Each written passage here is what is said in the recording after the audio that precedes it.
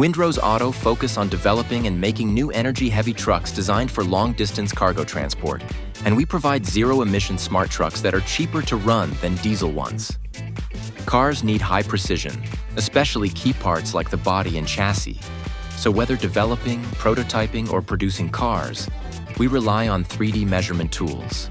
For our new projects, we needed a scanner that's precise, fast, has a large measurement range, and can move easily between locations. Therefore, we researched the market and tested several brands, and SCANOLOGY's optical 3D scanner really stood out, so we went with it. It's been great for our projects. In tooling development, we use it to check molds, fixtures, and gauges.